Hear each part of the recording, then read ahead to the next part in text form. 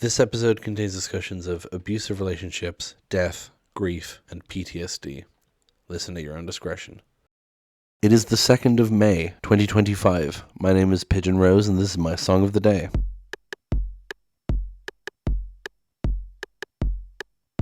Another arc comes to a close here on Pigeon's Song of the Day as we wrap up the show. Today we're talking about the final track on the 2009 album Hospice by the Antlers, Epilogue. Because of course it's called Epilogue. The first track was called Prologue, and it was one of the first episodes we did. In the very first week, we talked about Prologue and Kettering, and now here we are at the end talking about Epilogue. So as you will no doubt recall, this is the concept album about a hospice worker falling in love with a terminal patient as a metaphor for an abusive relationship, particularly the lead singer Peter Silberman's own abusive relationship that he had been in at some point prior to this album. Previously in the story, the last song we talked about was Wake, which took place after the patient had died / the relationship had ended, and the hospice worker had moved on and was trying to let people back into his life and kind of open up and get back to some sense of normalcy because he realized that he had pushed everyone away. And it ends with a big rallying war cry of don't ever let anyone tell you you deserve that. An excellent song, one of my favorite songs ever, and a great wrap up to the album. But of course, there's an epilogue, and this song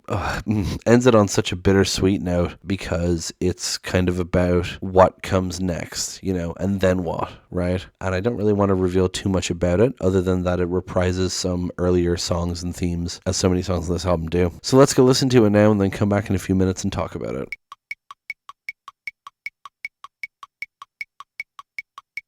And that was Epilogue by the Antlers. Whew, it's a tough thing to listen to after having listened to the whole album and, going through the whole narrative arc and feeling that big release in Wake and then being hit with this. This song is PTSD. This is the narrator kind of detailing how even after she's dead or after the end of the relationship, she haunts him effectively. And it's very sad and it's very true to life because of course she haunts him. He did a whole fucking album about her, and I relate to this song. I mean, it's a big thing. It's a big part of abusive relationships. It doesn't just end when the relationship ends, it perpetuates itself. It's no good. It's no fun. So I mentioned it reuses things from previous songs. So the melody of the song is the same melody from Bear, which I skipped over, unfortunately, time issue, but Bear is, there's a bear inside your stomach, the cub's been kicking from within, and then in this it's, in a nightmare I am falling from the ceiling into bed beside you. So it's using the same melody, right? But I mentioned back in Prologue and Kettering that Prologue doesn't have any lyrics, but there's actually lyrics written in the booklet, which are from an earlier song called Sylvia, an introduction,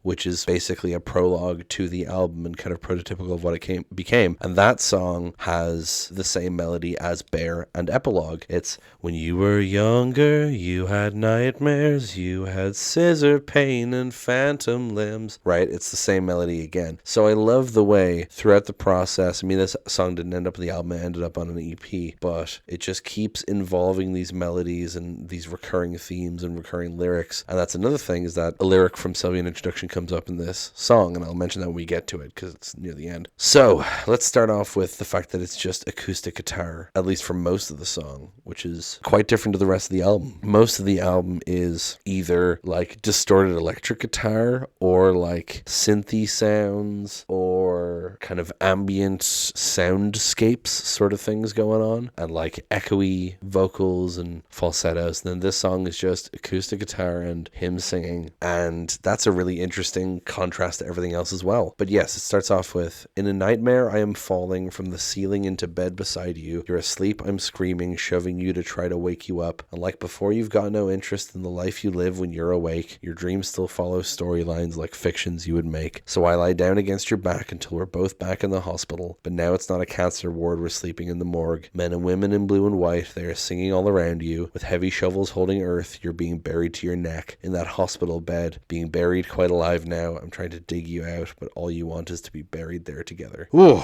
hits you right up front in a nightmare. Great, we're talking about nightmares. I'm falling from the ceiling into bed beside you. So falling in a dream usually makes you wake up, but I think it's interesting that he starts off with that. You're asleep, I'm screaming, shoving you to try to wake you up. So in his dream, she's asleep and he's trying to wake her up. And that probably reminds him, if we're viewing this as the hospital worker, of like a time when they were sleeping together and he worried she had already died, you know? Like before you've got no interest in the life you live when you're awake, your dreams still follow storylines like fictions you would make. I mean, there's a whole thing in, I think it's in Atrophy, it might be in Sylvia. I mix up their lyrics a lot for some reason, but there's a bit about imagined slights. Hold on. In your dreams, I'm a criminal, horrible, sleeping around. While you're awake, I'm impossible, constantly letting you down. That's from Atrophy. And it's similar here, this whole thing of your dreams still follow storylines like fictions you would make. So he's saying how, you know, even when she was still alive, she wasn't interested in waking up, which implies suicidal tendency, you know. So I lie down against your back until we're both back in the hospital, but now it's not a cancer ward, we're sleeping in the morgue. So of course in his dream he's remembering that she's dead. Men and women in blue and white, that's presumably the nurses, the orderlies, the staff, you know, they are singing all around you with heavy shovels holding earth, you're being buried to your neck. Again, just the death creeping into the dream. In that hospital bed, being buried quite alive now. So kind of the feeling that she was dead before she even died, right? She was just a walking corpse. Well, she wasn't doing much walking probably. I'm trying to dig you out, but all you want is to be buried there together. And then that's a commentary on the fact that the relationship was killing him. It was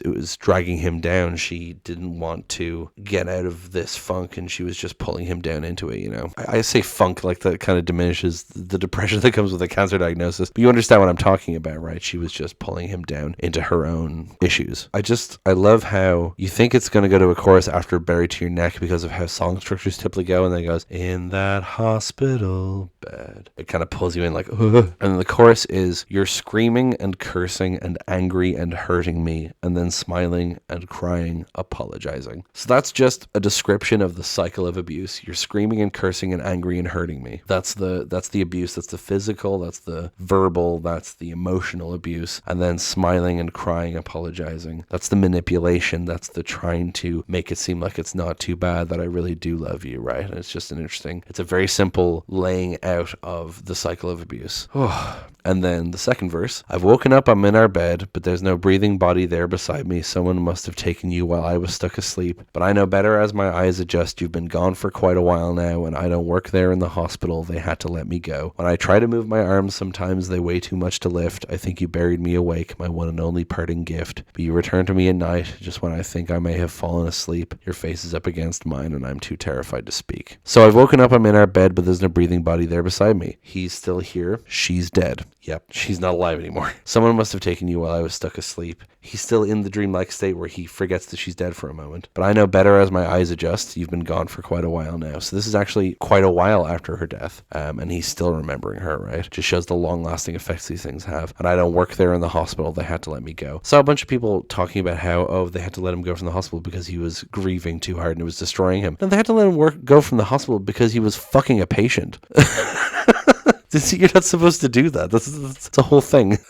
Yeah, that's why they had to let him go. Jesus Christ. When I try to move my arms, sometimes they weigh too much to lift. Just the depression still holding him down, you know. I think you buried me awake, my one and only parting gift. Kind of a sardonic snap of, thanks for this gift you give me of waking fucking nightmares with PTSD. But you return to me at night just when I think I may have fallen asleep. Your face is up against mine and I'm too terrified to speak. He has this recurring nightmare about her still being alive.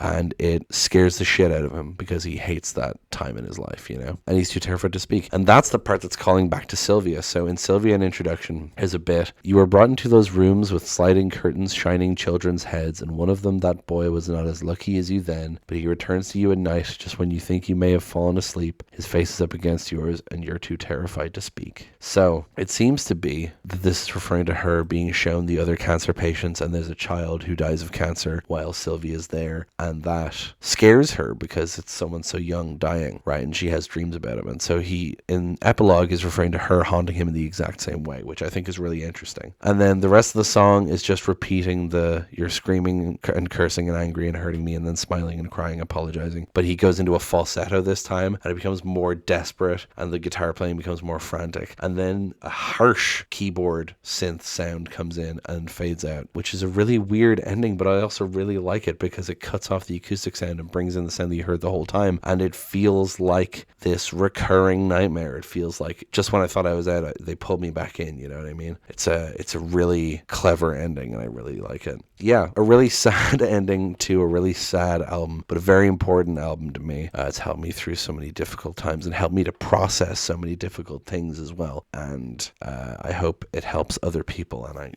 I know I've talked about most of the songs on the album, but I really recommend you listen to the whole thing all the way through as is intended, because it's a trip. Just be in the right mind space for it. Good Lord. Anyway, that's going to be it for today's episode, and indeed for this album. Thank you so much for listening. Please hit like, hit subscribe, leave a comment down below. Tell me what you think. Tell other people about this show. Thank you so much for listening, and I will talk to you tomorrow. Break it down.